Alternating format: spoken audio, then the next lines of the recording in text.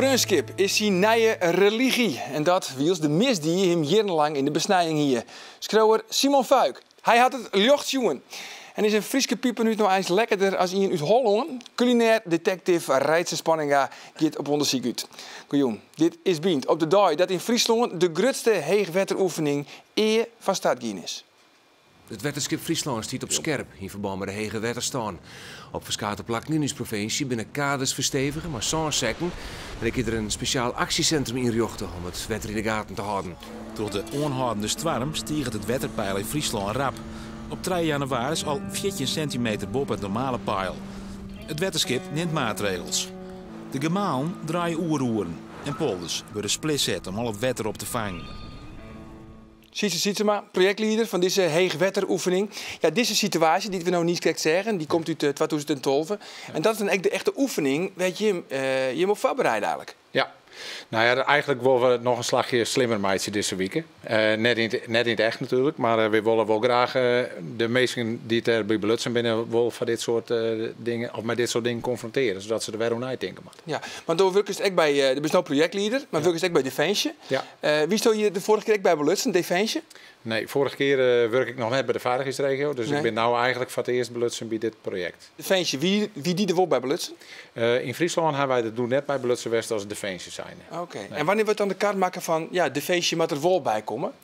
Nou, uiteindelijk is dat een besluit wat namen we door de veiligheidsregio. Als zij denken van wij kennen het met onze eigen middels en met onze eigen crisispartners.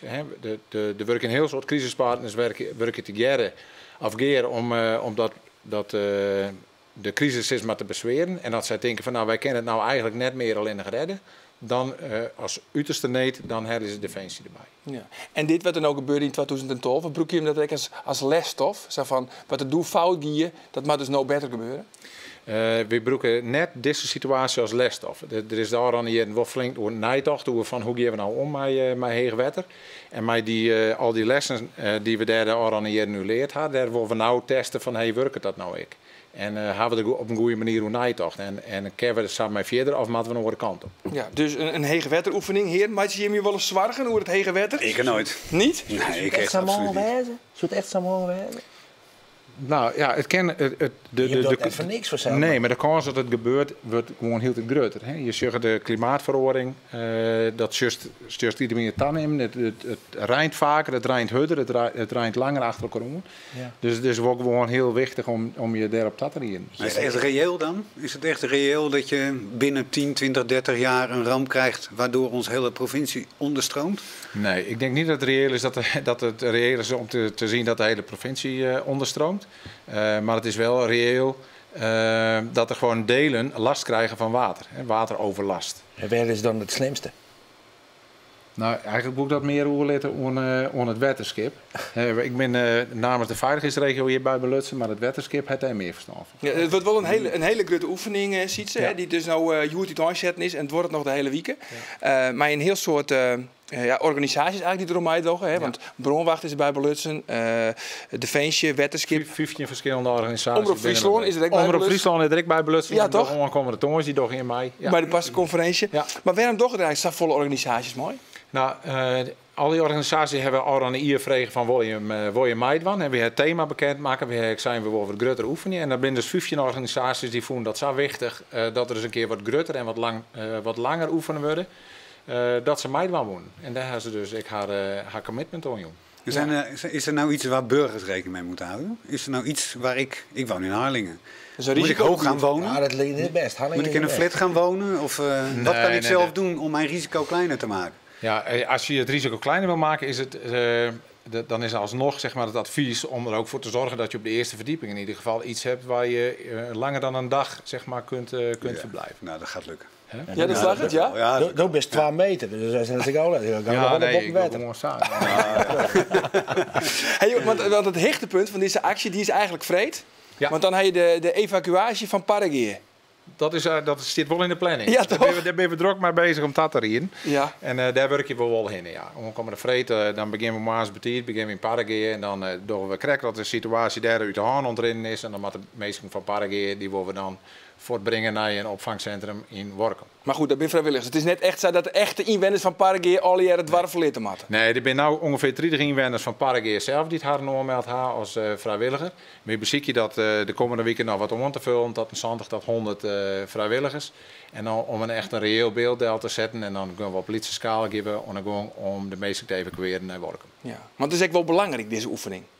Ja, ik vind deze oefening heel belangrijk, omdat we nou zorgen van hey, klopt, het is planvorming en kunnen we daar maar verder of moeten we een andere kant op. Ja. Dat wil ik al zeker. Ja. Ik kom uit wij u dit net al te ongereisd. Gelukkig maar, toch? Nee, maar dat hoed ik net. Want de toestand van de dieken is heel goed. Ik wil hem wel even benadrukken dat de oorzaak die we in het scenario eruit zag hadden, is eigenlijk vergelijkbaar met wat we zien in 2012. Je had niks uit te steken maar het trobrekken van de dieken. Het had er niks meer uit te steken. Het gaat gewoon puur het rijnt zo hut dat we het eigenlijk net gewoon kennen. En dan waait het er ook nog heel hut bij en de waterstand in de Waddenzee en in het IJsselmaar ben heel heeg, zodat we het ik net kwijtraait. Ja, zoals doe in 2012. Zoals in 2012. Oké, de heegwetteroefening is juist dus iets aanzet en het wordt nog ontemooi vreed. Een schatkiste om beelden en programma's uit het verliezen van Omroep Friesland. Van juist te zien op de nieuwe website Waarom Assen een fabrioke. Maar eerst even wat oorspreken, want ja, rijd je de hele tafel, de hele tafel, daar is een kwarken mooi naam. Al je piepen, let's even zien. Nou, dit moet je dus strooien. Ja, heerlijk, heerlijk. Dus, Maar dit dit is hier zit. En dat ben... Dit is ik hier. Ja, oké. Maar ik wist helemaal net, Royce, van het bestaan van Frieske piepenuten. Nou, ik ben eigenlijk heel verrast. Ben ik eerlijk in. Dit is een kruidnootje, een kruidnootje. Ja, dat ben die liedjes, hè? Dat is ja, Dat moest even proeven. Ja? Het is niet giftig die liedje. En dit, die grutte, dat is de Frieske. Maar ik wil van die Frieske zoen, dat ben echt wel een daal. Dus dat is zulke grutten. Ik wil zoen. Ik wist net dat dat Frieske is. Maar het is oorsmakken. En, Want waar komen deze waar dan?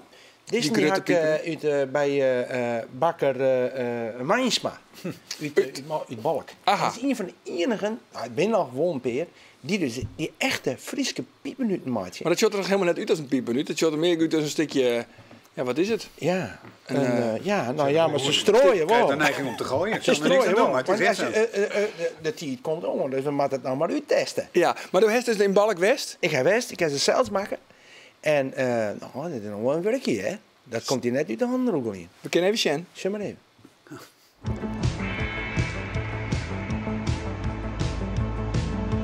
Kruidnoten of piepennoten? Dit is van die hele lekkere, dikke.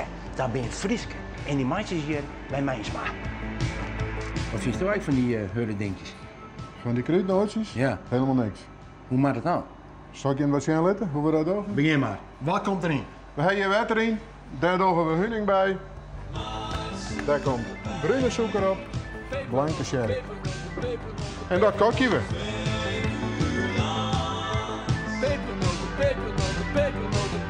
Als we het dan koken hebben en dan laat het 3 dagen, dan moet het rusten en dan moet het stevig worden en het moet dicht worden.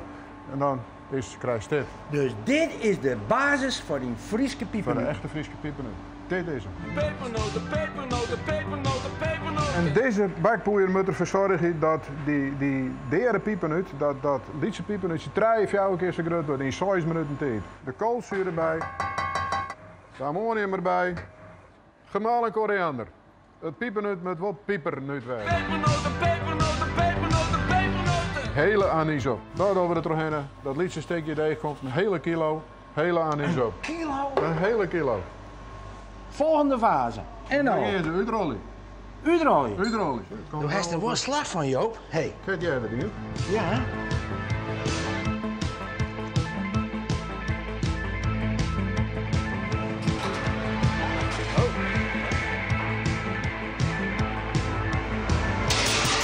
Wat zijn net bruiner? Nee. Ik Sinterklaas is grutskaptein, dat weet ik zeker. Graag. Maar, wat wil Friesland? Zijn kruidnoot als een kniedenkeuteltje? Of gaan we voor die hele lekkere Frieske piepennoot? Pepernoten, pepernoten, pepernoten, pepernoten. Wat kiest Gelderland? Nou, dan zal ik u vertellen. Dat is een mooi vacht. Net zo vredelijke hut. Die grutte, hè? Ja, kijk. Nou, dan mag je deze geen proberen, want dit werkt. Maar deze moet echt opwerken, hè? Ja, maar dit is televisie, dat moet even wat sneller. Ik persoonlijk vind deze lekkerder. Jo kiezen voor de Frieske piepernoot. Ja. Die is heel lekker. Die is heel lekker. Wat nou, bereikt het gebedje hoe je in het waar? Ja, zeg maar. Nee, waar? In blinde. Pepernoten, pepernoten, pepernoten, pepernoten. Oeh, Is het met lekker? dat is wonderlijk.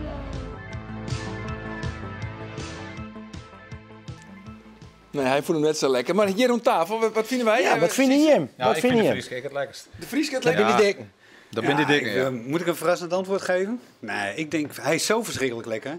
Dat ik me afvraag, we hebben het wel eens over of Sinterklaas nog wel uit Spanje komt. Maar zou die niet gewoon uit Friesland komen? Want zo'n origineel, zo'n heerlijk ding, dat moet toch wel? Te krijgen in balk. Te krijgen in balk, ja. Bij mij is maar. Ja, maar ken je trouwens überhaupt wat mijn piepernoten in de keuken bijvoorbeeld? Ja, ken je nou, het als broeken? je moet er geen speakers op leggen, werd het ziekje. Dus ik denk van, wat moet je nou van piepernoot maaien? Maar, ik weet net al om dat weten, maar er is ook al een winkel speciaal met piepernoten. De kerst natuurlijk heerlijk trode chocolade. Ja, oud is dat? Ja, heel oud. Kerst heerlijk trode chocolade haal je. Dus trode pure chocolade, melkchocolade, witte chocolade. Nou, dan krijg je dan een oor smaak. Ik denk dat het heel lekker is, maar die anis die hierin zit, maar er komt een heel soort in. De tiet van stoofschotels komt ik gewoon, onder andere een hazenpeper. Hè. En, Maar hou, wacht even. Hazenpeper en piepernoten? Echt hier?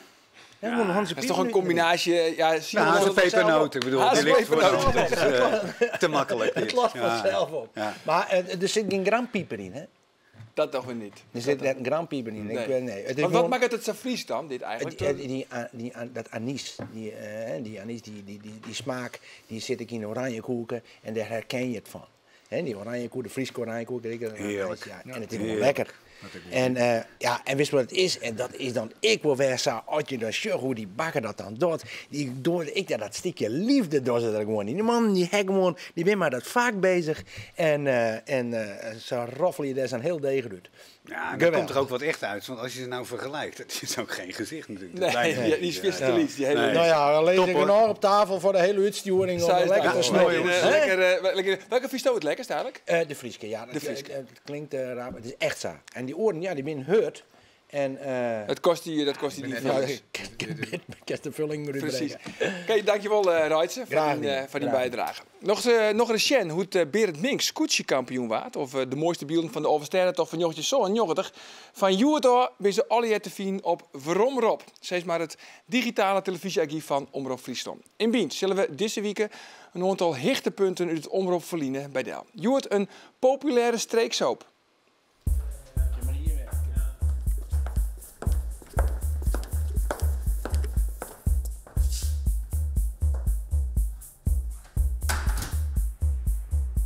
Ik ben weer Jan Bruinsma en ik speel Benny in Baas Boppenbaas.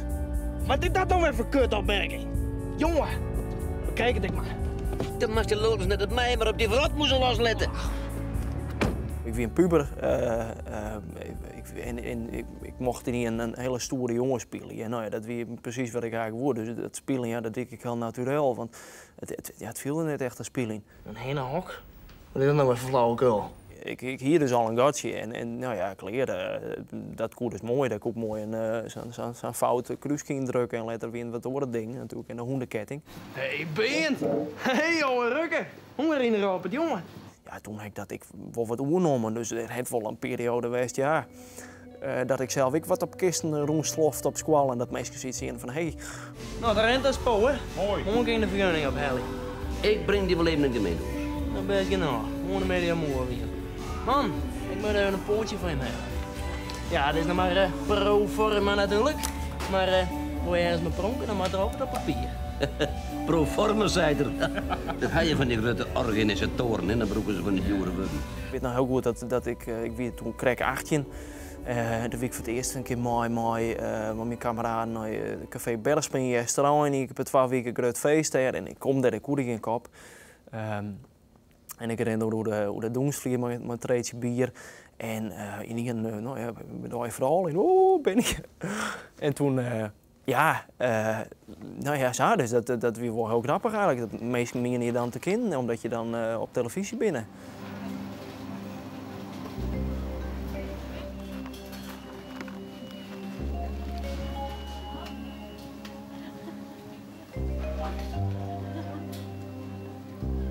denk dat het heel herkenbaar is. Ik kom zelf ook uit een heel iets skiedwarpje. En de dingen die daarin voorkwamen in baas, ja, die kan bij iedereen om een hoek ik spelen. Bliksem Penny. Die zwart heb in beurtrollen. Kom mee, draad erop, kom. En het wie wel actueel, hè. Daar zie je het niet wat thema's in. Dat gewoon toen over asielzoekers en over homo's en weet ik veel wat al. Maar dat waren wel dingen die ik wel leefde in de meerschip. Nou, dus dat waren nou ja, de ingrediënten werd toch wat wel omsloeg. Asielzoekers heb je overal, die ontloop je niet. Jawel, maar als we nou verhuizen naar het midden van het land, dan zijn veel meer gewone mensen. Ik bedoel, dan heeft ze veel meer keuze voor vriendjes en er zijn ook veel meer schoolkeuzes. In dit gat komt iedereen elke keer weer tegen. Elke keer weer diezelfde gezichten. Je kunt niet om elkaar heen, dat is toch niet goed? Nee, blijkbaar niet, nee. Dat heb ik heel goed voor mezelf wist uiteindelijk, omdat je daar toch gewoon niet echt te leven een heel soort contacten opdoggen. En dus het heeft mijn wereld zeker vergrutten. Wel ja, heb ik het met die. Ja, ik zou net weten waar het om dingen had. Ik kon net weten dat die keuzes... Ach, jongen. Laat ze dan gewoon lezen, man. Maar nee, hè. Ben je met z'n een vriend van zijn kindjes uithalen? Nou, heel wat anders, ja. Ik ben psycholoog. En ik werk in de verstandelijke gehandicaptensector. Ik ben helemaal meestal dus mooi in een verstandelijke beperking en mooi psychiatrische probleem. En dat is inderdaad van een hele andere tak van sport. Ja, en wil je nou ook een omroepprogramma uit het verliezen? Surf dan naar veromrop.frl. Mooi omtekend voor een hele grote Friesenreunie. Hij rulle de misdieren in voor de Vriendschap en had daar dit boek. Echte vriendschap, verhalen van onbekende Nederlanders over Skreun. Simon, welkom. Ja, dat lijkt me nogal een oerstap. Van de misdier, de criminaliteit, naar de echte vriendschap. Het is ook het tegenovergestelde. Van het kwade in de mens naar het goede in de mens. Maar de grap is dat het echt heel veel met elkaar te maken heeft. Omdat het allebei in de mens zit. En ik heb op een dag gedacht van ja, ik ben altijd, al 25 jaar ben ik alleen maar bezig met dat slechte. En privé ben ik gewoon helemaal, ik ben een absolute vriendschapszendeling zou je bijna zeggen. En ik dacht ja, daar moet ik gewoon ook een keer wat mee doen, kom op man. En gedurende het samenstellen van dit boek, het maken van dit boek, kwam ik er steeds meer achter dat die dingen zo mooi dicht bij elkaar liggen. Ja, want we hebben een prachtige verhaal van Verskaat de Meesken, die gewoon heel persoonlijk een verhaal vertellen over vriendschap. Heeft jou eigenlijk in een echte beste vriend? Ik heb zeker, kijk, als vriendschap, als je een missionaris bent van vriendschap, heb je natuurlijk. Ik heb een paar hele goede vrienden. Maar ik zeg altijd, mijn beste vriend was mijn vader. Mijn vader leeft alleen niet meer. Maar mijn vader heeft met name in de eindfase van zijn leven, heeft hij zo duidelijk laten merken hoe dicht wij bij elkaar waren gekomen. Hoe eigenlijk onze genen helemaal dezelfde bleken te zijn. Hoe doe je dat dan? Hoe deed je dat dan? Door erover te praten. Door erover te praten. Maar mijn vader heeft mij ook van jongs af aan geleerd hoe belangrijk vriendschap voor hem was. En hij was ook altijd, hij zei altijd, niet alleen vriendschap hebben, maar vriendschap moet je onderhouden. Een man stapt ook eindeloos in de trein en in de auto om weer naar zijn vrienden toe te gaan. Dus ik heb het geleerd. Maar aan het eind van zijn leven kwamen wij erachter dat we eigenlijk niet alleen maar vader en zoon waren, maar vooral vrienden waren geworden. We wisten echt alles van elkaar. Ik weet dingen van die man die echt helemaal niemand anders wist en hij van mij. En dat is natuurlijk toch heel bijzonder als je een kroon zet op je opvoeding, op die tijd. Dat je gewoon een absolute vriendschap. Ja. En dat is echt mijn beste vriend. Dat is mooi. En dus dit boek is echt een typisch Fries boek, hè? Ja. Want hebben Friesen dan meer vriendskippen, meer vrienden als meestal in de Ronenstad Bigelieks? Nee, ik kan uit eigen ervaring spreken. Er zitten 6 Friese auteurs in. Echt mooie vriendschapsverhalen. En dat verbaast me helemaal niks dat die mensen er juist in staan.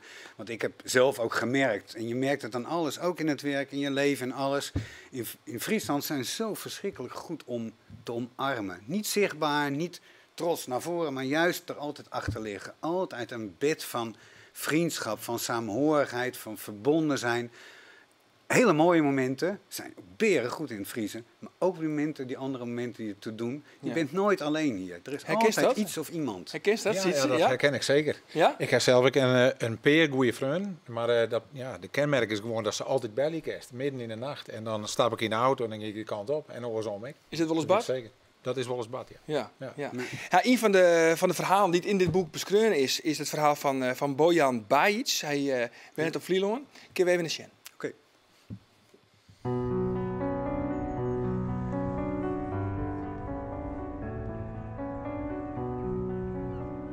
Ik ben Bojan Bajic.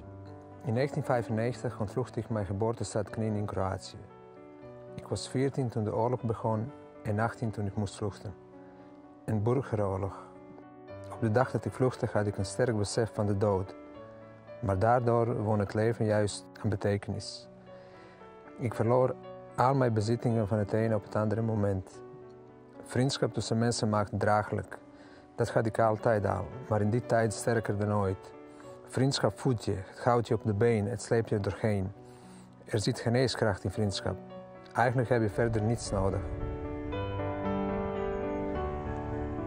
Ik wilde graag naar de zee. De overplaatsing naar de Schelling voelde daarom als verlossing. 1 jaar later zaten we op Vlieland. Het is hier veilig. Ik ben enorm gelukkig en gezegend met het wonen op Vlieland. Vrienden van mij komen hier heel graag naartoe. En dat stelt me in staat de dingen die ik het liefst doe met hen te delen. Naar het strand gaan met de Land Rover is het leukst.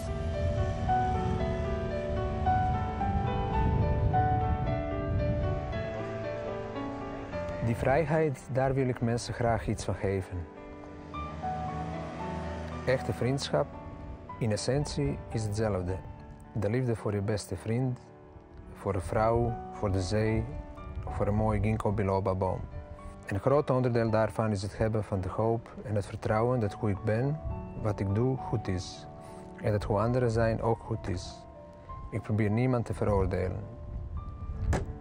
En iedereen is sowieso altijd welkom bij mij.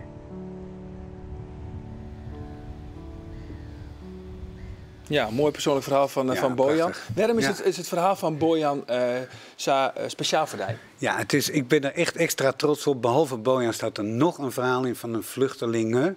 Een jonge vrouw uit Leeuwarden inmiddels. Bojan uit Kroatië, zij uit Ethiopië. En die verhalen laten zien hoe je zonder vriendschap in Nederland het hier als vluchteling nooit redt. Van zijn levensdagen niet. Als je hier totaal ontwortelt, hij legt het ook mooi uit hoe hij alles achter zich moet laten. Als je hier geen echte vrienden ontmoet, dan red je het niet in onze samenleving. En dit zijn 2 verhalen die toch een heel andere kijk. En we hebben het er heel veel over deze dagen. En elke keer denk ik, oh jongens, lees die verhalen, duik in die individuele verhalen. En besef hoe wij als samenleving die mensen kunnen omarmen. En dan geven ze ook heel veel terug. Dan worden het hele mooie burgers van ons land.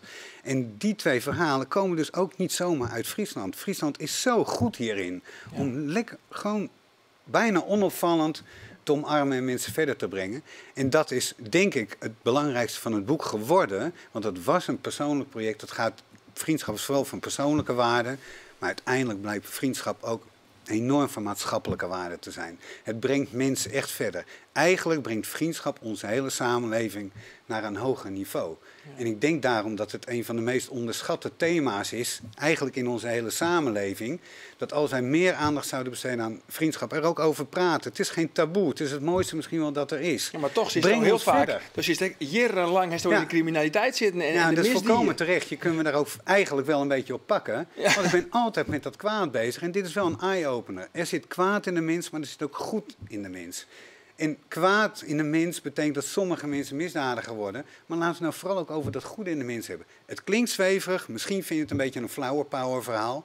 Maar ik denk dat als je realiseert dat dit echt een manier is om met elkaar verder te komen, dan is het helemaal geen soft verhaal. Helemaal niet. Nee. Een verhaal, en dat komt dan net uit Friesland, wel uit de criminaliteit, is het de vriendschap tussen Peter R. de Vries en Cor van Hout. Ja. Bekend van de Heineken-ontvoering. Ja. En dat liet aan action dat het gewoon eigenlijk ook grenzen in de git, de vriendschap. Ja, nee, enorm. Kijk, voor Peter R. geldt, ik ben al 25 jaar werken met hem samen, ben tot op de dag van vandaag zijn eindredacteur. Hij is net als die andere mensen in het boek. Ik weet van hem dat hij een heel mooi vriendschapsverhaal heeft. Daarom heb ik die mensen ook gevraagd om het verhaal op papier te zetten.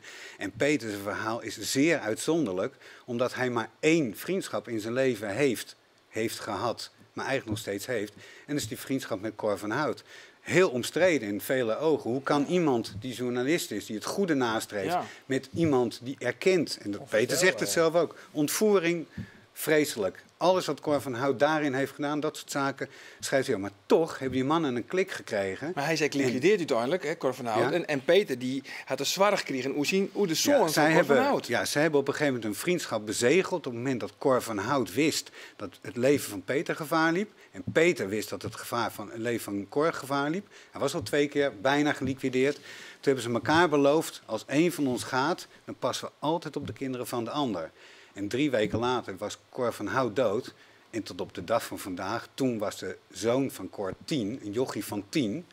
En nu is hij dik in de 20. En Peter beschrijft ook in dat verhaal hoe hij zich over die jongen heeft ontfermd. Ook dat is... Ja, en er zit alle jaren beschreven in dit boek. Ja. Echte vriendschap, verhalen van onbekende Nederlanders. Van dit weekend, oude weekend, leidt het in de boekwinkel. Ja, het is er. Oké, heren, die gedankt voor je komst. Na je weekend trouwens, dan is de theatertour te zien op Vlieland. Met Simon, met de Joen van de Vreunskip. Want Safir, van nou nog een hele gezellige Joen. Dag.